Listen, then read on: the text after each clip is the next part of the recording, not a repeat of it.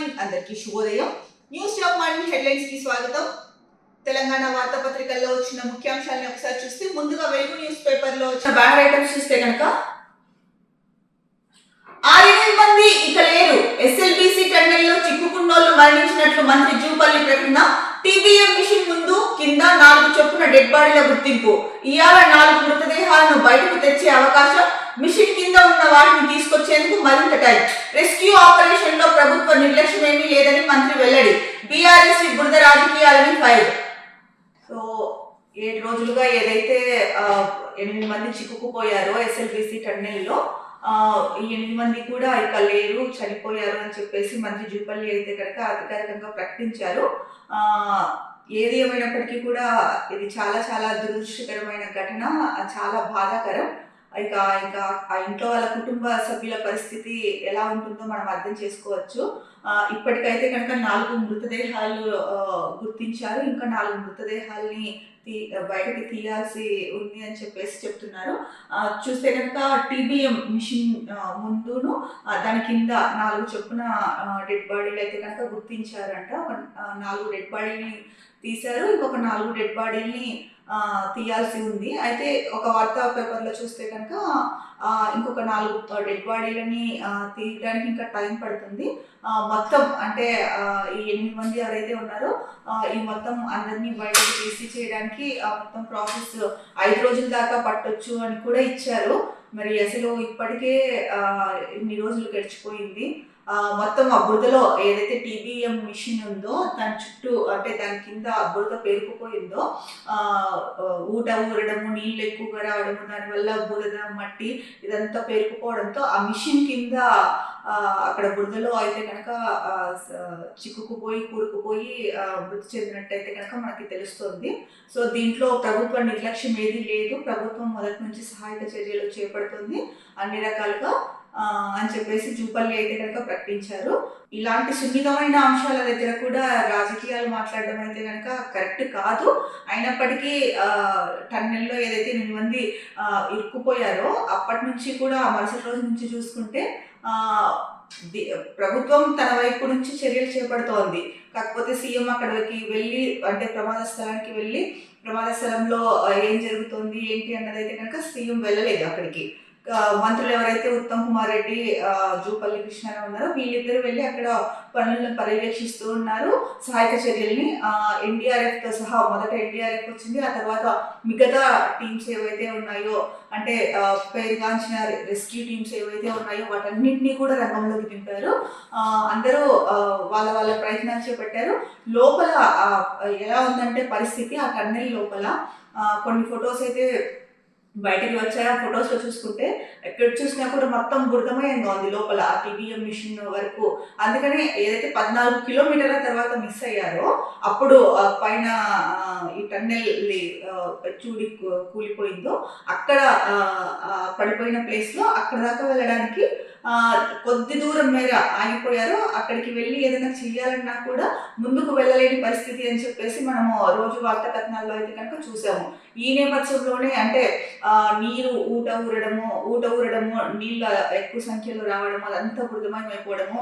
So దేన్ని కలపాలన్నా కూడా టన్నెల్కే ప్రమాదం ఏర్పడే అవకాశం ఉండడంతో ఆచితూచి అడుగులు వేసి రెస్క్యూ టీము చాలా సున్నితమైన ఇది, దేన్ని కలిపినా కూడా ఒకదాన్ని కలిపితే మరొక ప్రమాదం వచ్చి పడే అవకాశం ఉంది అని చెప్పేసి చాలా జాగ్రత్తగా వెళ్ళారు అని చెప్పేసి మనం చూసుకున్నాము. ఈ నేపథ్యంలోనే అంటే ఇంకా టీబీఎం మిషన్ ని కట్ చేయాలో దానికి ఇంకా దాన్ని కట్ చేస్తే తెలుస్తుంది అని చెప్పేసి దాన్ని కూడా ఆ మిషన్ ని కూడా అంటే తగు జాగ్రత్తలు పాటించి ఆ టీబీఎం మిషన్ ఏదైతే ఉందో అది ఆ బురదంతా కూడా తీయడము తవ్వడము అదంతా జరిగింది. సో ఈ నేపథ్యంలోనే 8 మంది కూడా చనిపోయినట్టు తెలిసింది. 4 అయితే కనుక ఇప్పటి వరకు 4 డెడ్ బాడీస్ని బయటకు తీశారు. ఇంకొక 4 డెడ్ బాడీస్ని బయటకి తీయాల్సి ఉంది. అంటే ఎంత బురదలో కూరుకుపోయారో అన్నది అర్థమవుతోంది. ఏది ఏమైనా ఇది చాలా దురదృష్టకరణ ఘటన అయితే అని చెప్పొచ్చు. కానీ ఈ టైంలో ఇలాంటి సున్నితమైన అంశాలు సంయమనం పాటించాల్సిన టైంలో రాజకీయాలు మాట్లాడడము, ఒక పార్టీ పైన ఇంకొక పార్టీలు బురద చల్లుకోవడము ఏమాత్రం కరెక్ట్ కాదు. దయచేసి అంటే రాజకీయ నాయకులు ఎవరైనా సరే ఏ పార్టీ వాళ్ళైనా అవ్వచ్చు, ఇలాంటి టైంలో రాజకీయాలు చేయడం అయితే కనుక కరెక్ట్ కాదు. మరో వార్త చూసుకుంటే కనుక ఇసుక డోర్ డెలివరీకి ప్రత్యేక యాప్ టీజీఎంటీసీ ఆధ్వర్యంలో సరఫరా, అక్రమ రవాణాకు చెక్ పెట్టండి. మైనింగ్ శాఖ రివ్యూలో సీఎం రేవంత్ రెడ్డి. నిర్మాణ సంస్థలకు, ప్రభుత్వ పనులకు ఇసుక సప్లై చేయండి. హైదరాబాద్ 3 వైపులా స్టాండ్ పాయింట్లు ఏర్పాటు చేయాలి. గనుల అక్రమ తవ్వకాలకు అడ్డుకట్ట వేయాల్సిందేనని అధికారులకు ఆదేశం. సో ఇకపై ఇసుక డోర్ డెలివరీకి కూడా ఒక ప్రత్యేక యాప్ అయితే కనుక తీసుకొస్తుంది. టీజీఎంటీసీ ఆధ్వర్యంలో ఇసుక సరఫరా అనేది ఉంటుందని చెప్పేసి సీఎం రేవంత్ రెడ్డి చెప్పడం జరిగింది. ముఖ్యంగా ఇసుక అక్రమ రవాణా ఏదైతే జరుగుతుందో దానికి చెక్ పెట్టడం కోసం ఈ యాప్ ద్వారా డోర్ డెలివరీని డైరెక్ట్గా ఇసుక డోర్ డెలివరీ చేయడం పెట్టారు. ఇక దీనిలో ముఖ్యంగా అదే చెప్తున్నారు, మైనింగ్ శాఖ రివ్యూలో ఏదైతే మైనింగ్ శాఖ సమీక్ష జరిగిందో అందులో సీఎం మాట్లాడడం జరిగింది. ఇసుక అక్రమ రవాణాకు చెక్ పెట్టండి అని కూడా చెప్తున్నారు. ఇక ఏదైనా సరే అంటే నిర్మాణ సంస్థలకు, ఒక ప్రభుత్వ పనులకు మాత్రమే ఇసుక సప్లై చేయండి అని చెప్పేసి చెప్పారు. ఇక హైదరాబాద్కి 3 వైపులా కూడా శాండ్ పాయింట్స్ అంటే ఇసుక పాయింట్లు ఏర్పాటు చేయాలని కూడా చెప్తున్నారు. ఇక గనుల అక్రమ తవ్వకాలు ఏదైతే ఉందో వాటికి అడ్డుకట్ట వేయాల్సిందేనని చెప్పేసి అధికారులకు ఆదేశం ఇచ్చారు. ఎందుకంటే ఇసుక అక్రమ రవాణా అనేది ఎన్ని చర్యలు తీసుకుంటున్నా ఏం చేస్తున్నా కూడా ఇసుక అక్రమంగా తరలించుకుపోయే వాళ్ళు తరలించిపోతూనే ఉన్నారు. దీనిపైన గట్టిగా అంటే ప్రభుత్వం నిర్ణయం తీసుకున్నప్పుడు కొద్ది రోజులు అది అమలులో బాగానే వెళ్తుంది ముందుకి, తర్వాత మళ్ళీ మామూలే అన్నట్టు చందంగా ఉంది. చాలా చోట్ల ఈ పరిస్థితి ఉంది, ఒక తెలంగాణ రాష్ట్రంలోనే కాదు వేరే రాష్ట్రాల్లో కూడా ఈ పరిస్థితి అయితే మనకు కనిపిస్తుంది. దీనికి సంబంధించి వార్తలు చూస్తూనే ఉంటాం. సో ఈ నేపథ్యంలోనే సీఎం అయితే కనుక ఇసుక డోర్ డెలివరీకి ఒక ప్రత్యేక యాప్ని అయితే కనుక పెట్టాలి అని చెప్పేసి మైనింగ్ శాఖ రివ్యూలో చెప్పడం జరిగింది. మరో ముఖ్యమైన వార్త, జెలెన్స్కీకి యూరప్ బాసట. ఉక్రెయిన్ కు బ్రిటన్, ఫ్రాన్స్, జర్మనీ సహా 30కి పైగా దేశాల మద్దతు. ట్రంప్ తీరుపై ఆస్ట్రేలియా, కెనడా కూడా విమర్శలు. సొంత దేశంలోనూ ప్రతిపక్షాల నుంచి ట్రంప్ కు సెగ. మినరల్స్ డీల్స్ కు సిద్ధమే, కానీ మా భద్రతకు గ్యారంటీ కావాలి జెలెన్స్కీ. అమెరికన్లకు ఎప్పటికీ రుణపడి ఉంటామని వెల్లడి. బ్రిటన్ కు చేరుకున్న ఉక్రెయిన్ ప్రెసిడెంట్. నేడు యూరోపియన్ నేతలతో కీలక మీటింగ్. సో జెలెన్స్కీకి అయితే కనుక యూరోప్ మొత్తం అండగా నిలబడింది అని చెప్పేసి వార్త ఇచ్చారు. ఏదైతే అంటే నిన్న న్యూస్ పేపర్లో వచ్చింది, మొన్న ట్రంప్, ఉక్రెయిన్ అధ్యక్షుడు జెలెన్స్కీ ఇద్దరు సమావేశమయ్యారు. ఆ సమావేశంలో మినరల్స్ డీల్స్కి అయితే కనుక ఒప్పుకోమని చెప్పేసి అది ఇవ్వండి అని చెప్పేసి ట్రంప్ అడగడం జరిగింది. దీనికి జెలెన్స్కీ మినరల్స్ డీల్స్కి మాకు ఎటువంటి అభ్యంతరం లేదు, కాకపోతే మా భద్రతకు గ్యారంటీ ఇవ్వండి అని చెప్పి అడగడం జరిగింది. దీనిపైన ఇద్దరి మధ్య అయితే కనుక కొంత వాగ్వాదం జరిగింది అన్నట్టయితే కొన్ని వార్తా కథనాలు వచ్చాయి. సో అమెరికాకు వెళ్ళి ఉక్రెయిన్ ప్రెసిడెంట్ ట్రంప్ని అంటే సమావేశంలో ట్రంప్ ఏదైతే అడిగారో దానికి ఒప్పుకోకుండా ట్రంప్ని అంటే ట్రంప్తో గట్టిగా వాదించడం జరిగింది అని చెప్పేసి కూడా వార్తా కథనం. సో దీనిపైన కొంతమంది అయితే కనుక జెలెన్స్కీని పొగడడం జరిగింది. అంటే అమెరికాకు వెళ్ళి అమెరికా గడ్డ మీద ట్రంప్తో సమావేశంలో జెలెన్స్కీ ఇలా మాట్లాడడము కరెక్టే, ఎందుకంటే ట్రంప్ చెప్పిన అన్నిటికీ కూడా తలగాల్సిన అవసరం లేదు. జెలెన్స్కీ ఈ విషయంలో తన వాదన గట్టిగానే చెప్పారు అని చెప్పేసి కొంతమంది అయితే కనుక ముఖ్యంగా రష్యా అధ్యక్షుడు అయితే కనుక పుతిన్ ఫైర్ అయ్యారు జెలెన్స్కీ మీద. అంటే ఒక రకంగా చెప్పాలంటే ఆయన చాలా ఘాటైన వ్యాఖ్యలు చేశారు జెలెన్స్కీ మీద. అసలు ఒక కొవ్వు పట్టిన పంది జెలెన్స్కీ అని చెప్పేసి ఇట్లాంటి పదాలు ఉపయోగించారని చెప్పేసి వార్తా కథనాలు వచ్చాయి. ట్రంప్తో అలాగైనా మాట్లాడేది ఆ దేశ అధ్యక్షుడితో అని చెప్పేసి. ఏది ఏమైనప్పటికీ జెలెన్స్కీ మాట్లాడిన దాంట్లో తప్పు పట్టాల్సిన అవసరం లేదని చెప్పేసి కొంతమంది నిపుణులు అయితే కనుక చెప్పడం జరిగింది. ఎందుకంటే జెలెన్స్కీ ఏమడిగారు, అమెరికా మాకు మినరల్స్ డీల్ కుదుర్చుకుందాము, మినరల్స్ డీల్ అడిగారు. జెలెన్స్కీ మా భద్రతకు మేము సిద్ధమే మినరల్స్ డీల్కి, కానీ మా భద్రతకు గ్యారెంటీ ఏంటి అని అడిగారు. దాంట్లో తప్పైతే ఏముంది? ఇప్పుడు ఒక దేశ పరిరక్షణ చూసుకున్నప్పుడు ఇంకొక దేశ అధ్యక్షుడు కూడా వాళ్ళ దేశ బాధ్యతలు, పరిరక్షణ, భద్రత చూసుకోవాలి కదా. ఈ నేపథ్యంలోనే జెలెన్స్కీ సో మా భద్రతకి గ్యారెంటీ ఏంటి అని అడిగారు. మరి దానికి సంబంధించి మరి పూర్తిగా ఏం మాట్లాడుకున్నారు వాళ్ళు అన్నదైతే కనుక పూర్తి వార్తా కథనం అయితే కనుక మనకి ఇక్కడ బయటకు రాలేదు. సో మొత్తానికి అయితే కనుక సో జెలెన్స్కీ ఏదైతే కనుక ట్రంప్తో మీటింగ్ అయిన తర్వాత వచ్చేసారో ఆ తర్వాత జెలెన్స్కీకి చాలా దేశాలు అయితే కనుక అంటే ముఖ్యంగా యూరోప్ అయితే కనుక అండగా నిలబడింది అని చెప్పేసి ఇచ్చారు. ఏంటి బ్రిటన్, జర్మనీ, ఫ్రాన్స్ వీటితో పాటు 30కి పైగా దేశాలు జెలెన్స్కీకి అండగా ఉన్నాయని చెప్పేసి ఇచ్చారు. సో అమెరికన్లకి ఎప్పటికీ రుణపడి ఉంటానని అయితే మాత్రం చెప్పారు జెలెన్స్కీ. ఇంకా మరో ముఖ్యమైన వార్త చూసుకుంటే కనుక నేనెవరిని బెదిరించలే సీఎం రేవంత్ తప్పుడు ఆరోపణలు కేంద్ర మంత్రి కిషన్ రెడ్డి. బ్లాక్ మెయిల్ చేస్తే ప్రజల్లో వ్యతిరేకత పోతుందా? పెద్ద గొంతేసుకొని మాట్లాడితే సమస్యలు పరిష్కారం కావు. కేసీఆర్ దిగిపోతే నాకెందుకు బాధ ఉంటుంది? రాష్ట్ర అభివృద్ధిని అడ్డుకునే అజ్ఞానం కాదు. దక్షిణాదిలో సీట్లు తగ్గిస్తామని ఎక్కడా చెప్పలేదని వ్యాఖ్య. సో రేవంత్ రెడ్డి ఏవైతే కనుక కిషన్ రెడ్డి పైన ఆరోపణలు చేశారో అవి కరెక్ట్ కాదు. నేను ఎవరిని బెదిరించాను, నేను ఎవరిని బెదిరించలేదు అని చెప్తున్నారు కిషన్ రెడ్డి. ముఖ్యంగా బ్లాక్ మెయిల్ చేస్తే ప్రజల్లో మీ మీద ఉన్న వ్యతిరేకత పోతుందా అంటే రాష్ట్ర ప్రభుత్వం మీద రేవంత్ రెడ్డి మీద ఉన్న వ్యతిరేకత పోతుందా? రాష్ట్రాభివృద్ధికి మేమెందుకు అడ్డుపడతాము అని చెప్పేసి చెప్తున్నారు. ఇంకా చూసుకుంటే కనుక మేము అంటే దక్షిణాదిలో సీట్లు తగ్గుతాయి అని చెప్పేసి మేమేమి ఎక్కడ చెప్పలేదు, సీట్లు తగ్గిస్తామని కూడా ఎక్కడ చెప్పలేదు. ముఖ్యంగా ఇంకొక మాట కూడా చెప్పారు, దక్షిణాదిలో సీట్లు తగ్గిస్తాం అంటే డీలిమిటేషన్ పైన అయితే కనుక కొద్ది రోజుల నుంచి చర్చ నడుస్తూ ఉంది. డీలిమిటేషన్ చేస్తే కనుక దక్షిణాది రాష్ట్రాలకి అన్యాయం జరుగుతుంది, ఉత్తరాదికి ఎక్కువ సీట్లు పెరిగే అవకాశం ఉంది అని చెప్పేసి. ఈ నేపథ్యంలో కిషన్ రెడ్డి అయితే కనుక దక్షిణాదిలో సీట్లు తగ్గిస్తామని మేము చెప్పలేదు కదా అని చెప్పేసి అన్నారు. ఇక కేసీఆర్ దిగిపోతే నాకెందుకు బాధ ఉంటుంది, ఎందుకు అలా మాట్లాడుతున్నారు అని చెప్పేసి కిషన్ రెడ్డి అయితే కనుక ఫైర్ అవ్వడం జరిగింది.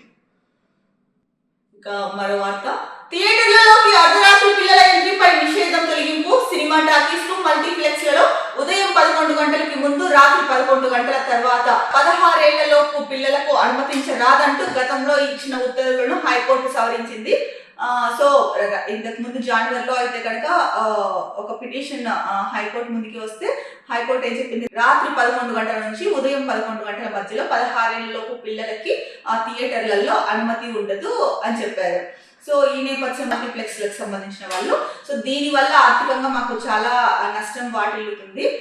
ప్రభుత్వం దీనిపైన ఒక నిర్ణయం తీసుకొని ప్రభుత్వ ఆదేశాలు వచ్చే వరకు అయినా సరే దీన్ని ఆపండి, అంటే మీరు ఇచ్చిన తీర్పుని సవరించండి అని చెప్పి మధ్యంతర పిటిషన్ వేయడం జరిగింది. సో దీన్ని పరిగణలోనికి తీసుకొని విచారించిన ధర్మాసనం అయితే కనుక ఏదైతే జనవరిలో ఇచ్చిందో తీర్పుని దాన్ని సవరించి రాత్రి 11 తర్వాత నుంచి ఉదయం 11 గంటలలోపు, సో ఏదైతే గతంలో ఇచ్చిందో తీర్పు దాన్ని సవరించి సో నిషేధం అయితే కనుక తొలగించారు.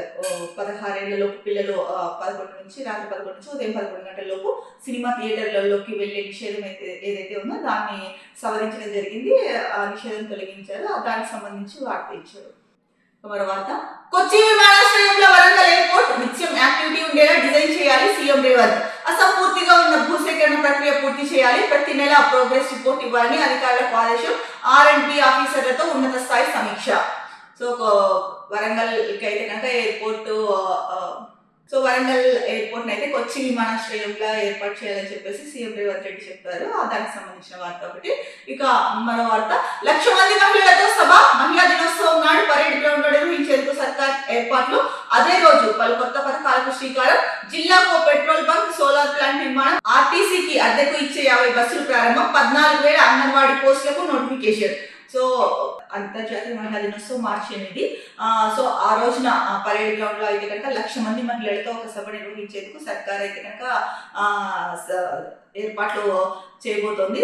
అదే రోజున అంటే జిల్లాకు పెట్రోల్ బంక్ అలాగే సోలార్ ప్లాంట్ నిర్మాణానికి అయితే కనుక ప్రణాళిక రచిస్తోంది. ఇంకా ఆర్టీసీకి ఏదైతే అద్దెకు ఇవ్వాలనుకున్నారో బస్సులు 50 బస్సులు అది కూడా ఆ రోజు ప్రారంభిస్తారు అని చెప్పేసి చెప్తున్నారు. ఇక అంగన్వాడీకి సంబంధించి 14,000 పోస్టులు, 14,000 పైచిలకు పోస్టులు అయితే కనుక ఎన్నికల కోడ్ అయిపోయిన తర్వాత రిలీజ్ చేస్తామని చెప్పారు. ఆ 14,000 పోస్టులు ఏదైతే ఉందో దానికి కూడా అదే రోజున నోటిఫికేషన్ ఇవ్వడం జరుగుతుందని చెప్పేసి చెప్తున్నారు. పొలం డబ్బు ఆశ చూపి కిడ్నీ తీసుకున్నారు, తర్వాత సరైన ట్రీట్మెంట్ ఇవ్వకపోవడంతో కండిషన్ సీరియస్, ఆసుపత్రిలో చికిత్స పొందుతున్న గిరిజనుడు. డబ్బులు పొలం కూడా ఇవ్వకుండా మోసం. మహబూబాబాద్ జిల్లా రాజోల్లో ఘటన, ఫిర్యాదు చేసిన కూతురు.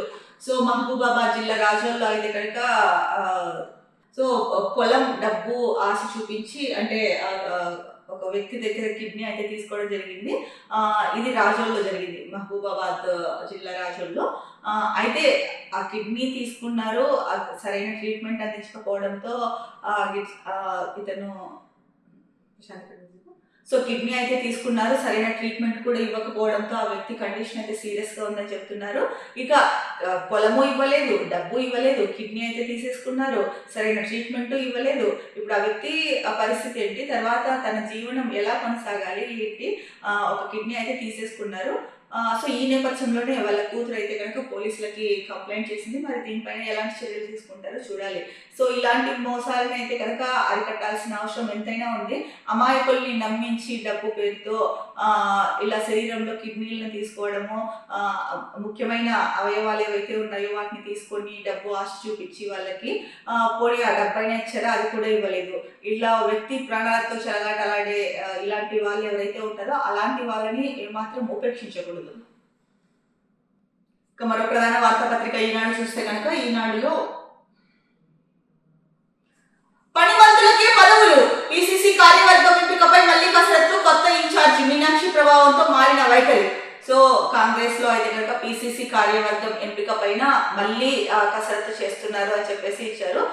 కొత్తగా ఇప్పుడు కాంగ్రెస్ రాష్ట్రానికి కొత్త కాంగ్రెస్ ఇన్ఛార్జ్ మీనాక్షి నటరాజన్ గారు వచ్చారు.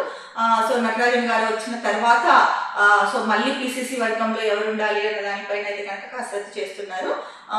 దీంట్లో ముఖ్యంగా ఆమె చెప్పింది ఒకటే, ఎవరైతే పని చేస్తారో బాగా వాళ్ళకి పదవులు ఉంటాయి అని చెప్పారు. దానికి సంబంధించిన వార్త.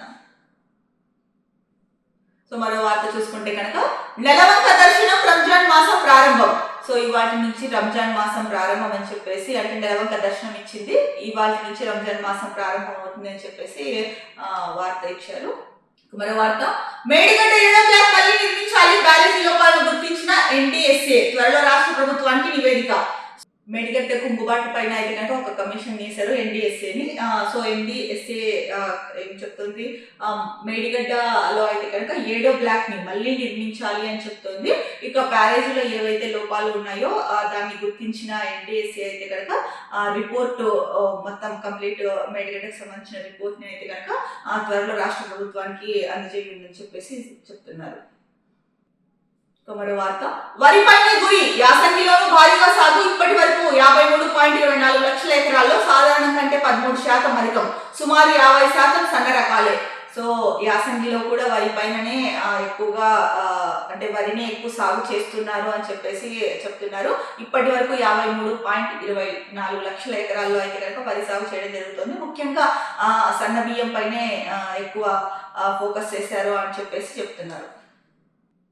ఇక మరో ముఖ్యమైన వార్తాపత్రిక దిశ చూస్తే కనుక దిశలో బ్యానర్ ఐటమ్ గా, మజ్లిస్ కు నో ఎమ్మెల్సీ, ఎమ్మెల్యే కోటా విషయంలో కాంగ్రెస్ హైకమాండ్ నిర్ణయం, జాతీయ స్థాయిలో విభేదాలే కారణం, ఇప్పటికే పార్టీ రాష్ట్ర నేతలకు స్థానిక కోటాలో ఇద్దామని సంకేతాలు. సో ఏదైతే కనుక ఎమ్మెల్యే కోటా విషయంలో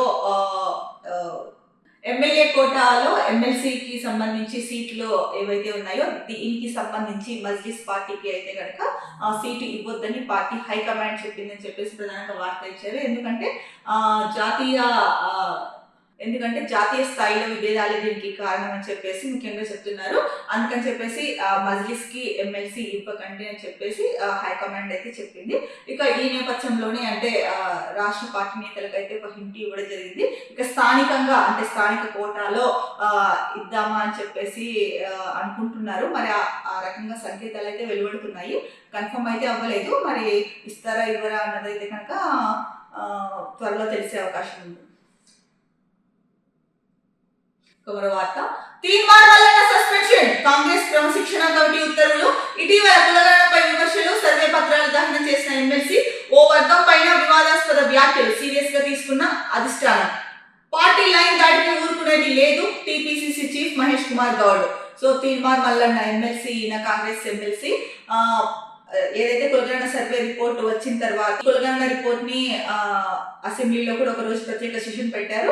అక్కడ కులగణన ఎస్సీ వర్గీకరణ రిపోర్ట్స్ అయితే కనుక ప్రవేశపెట్టడం జరిగింది. ఈ నేపథ్యంలో అంటే కులగణన పైన అయితే కనుక ముఖ్యంగా బీసీలకు 42% రిజర్వేషన్ ఏదైతే ఉందో దాని గురించి ప్రస్తావించారు అసెంబ్లీలో. అంటే ముఖ్యంగా కులగణన సర్వే అయిన తర్వాత అంటే ఏ వర్గం వాళ్ళు ఎంతమంది ఉన్నారు అన్న నేపథ్యంలో కాంగ్రెస్ పార్టీ ఏదైతే 42% బీసీలకు రిజర్వేషన్ ఇస్తామని చెప్పారో దాని గురించి కూడా మాట్లాడడం జరిగింది. ఆ సమయంలో తీన్మార్ మల్లన్న అయితే కనుక కులగణన పైన విమర్శలు చేశారు.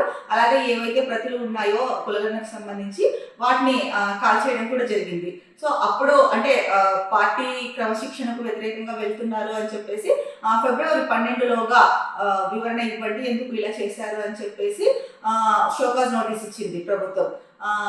అందులోనూ ఈయన బీసీలకు సంబంధించి ఒక సభ పెడితే కనుక దాంట్లో కూడా ఓ వర్గం పైన వివాదాస్పద వ్యాఖ్యలు చేశారని కూడా చెప్పారు. సో ఈ నేపథ్యంలోనే షోకాజ్ నోటీస్ జారీ చేశారు. 12వ తేదీలోగా ఫిబ్రవరి 12లోగా వివరణ ఇవ్వమన్నారు. కానీ ఇప్పటి వరకు కూడా అంటే నిన్నటి వరకు కూడా దీనిపైన తీన్మార్ మల్లన్న అయితే కనుక స్పందించలేదు, అంటే వివరణ ఇవ్వలేదు. ఈ నేపథ్యంలోనే అంటే రాహుల్ గాంధీ పార్టీ హైకమాండ్ చెప్పడంతోనే ఎమ్మెల్సీ తీన్మార్ మల్లన్న అయితే కనుక క్రమశిక్షణ రాహిత్యం కింద సస్పెండ్ చేయడం జరిగింది. మరి దీనిపైన భవిష్యత్ ప్రణాళిక ఏంటి తీన్మార్ మల్లన్నది అయితే కనుక వేసి చూడాలి. నిన్నైతే దీనికి సంబంధించి సోషల్ మీడియాలో చాలా వార్తా కథనాలు వెలువడ్డాయి. తీన్మార్ మల్లన్నకి చెందిన ఒక ఛానల్లో అయితే కనుక కొంత ఘాటుగానే వ్యాఖ్యలు చేయడం జరిగింది. అంటే తీన్మార్ మల్లన్నకి సంబంధించిన వాళ్ళు అంటే అభిమానులు అవ్వచ్చు, ఇతరత్ర మిగతా వాళ్ళు అవ్వచ్చు, కొంత ఘాటుగానే వ్యాఖ్యలు చేయడం జరిగింది. ఏది ఏమైనా మరి తీన్మార్ మల్లన్న భవిష్యత్ కార్యాచరణ ఎలా ఉంటుంది అన్నది అయితే కనుక వేసి చూడాలి. వచ్చే నెల నుంచి అమలులోకి భూభారతి దాదాపుగా సిద్ధమైన గైడ్ లైన్స్, లీగల్ ఇష్యూస్ రాకుండా కసరత్తు, త్వరలో ఫైనల్ చేయనున్న సీఎం రేవంత్, మంత్రి పొంగులేటి. కేబినెట్ లో చట్టబద్ధంగా డిస్కషన్ అనంతరం 6/6/2025 అమలు తేదీ ప్రకటన. ఫార్మాట్స్ సిద్ధం చేస్తున్న సిసిఎల్ అధికారులు. సాదా బైనామా అప్పీల్ వ్యవస్థతో సహా అన్ని అమలుకు యత్నాలు. భూభారతిని అయితే కనుక వచ్చే నెల నుంచి అమలులోకి తీసుకొస్తారని చెప్పేసి చెప్తున్నారు.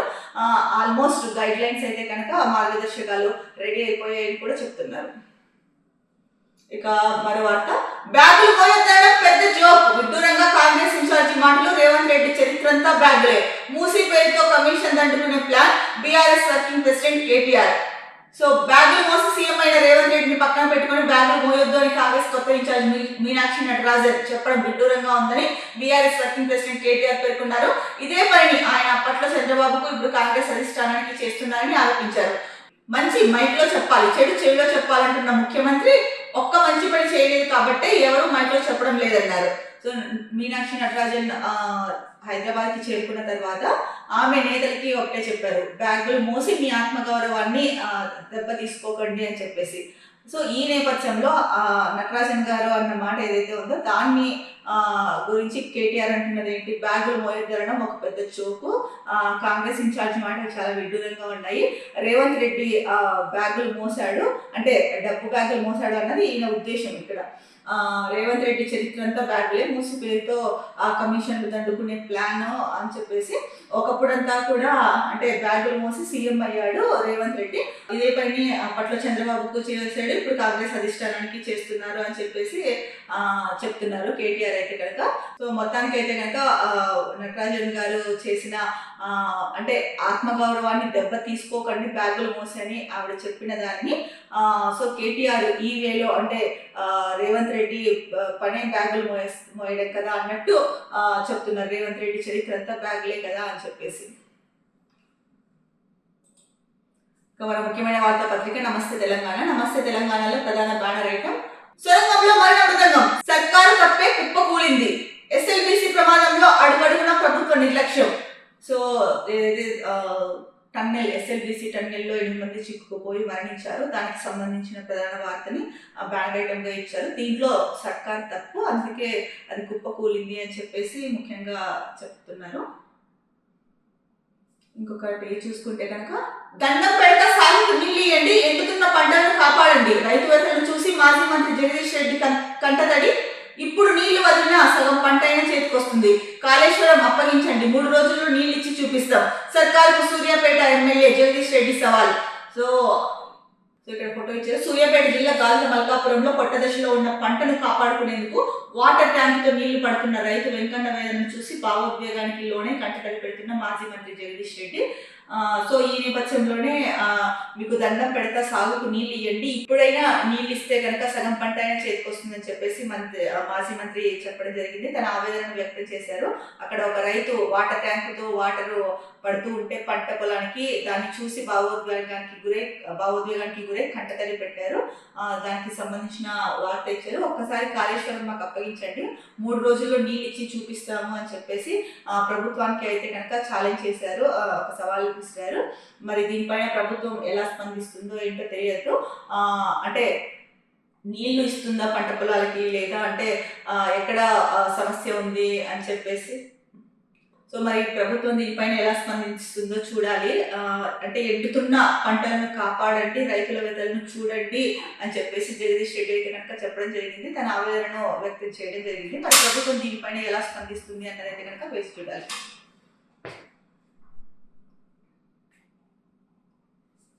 ఇది తెలంగాణ వార్తాపత్రికల్లో వచ్చిన ముఖ్యాంశాలు. రేపటి న్యూస్ టాప్ మార్నింగ్ హెడ్లైన్స్ లో మళ్ళీ కలుద్దాం. అంతవరకు సెలవు, నమస్కారం. Be happy, stay strong, stay healthy.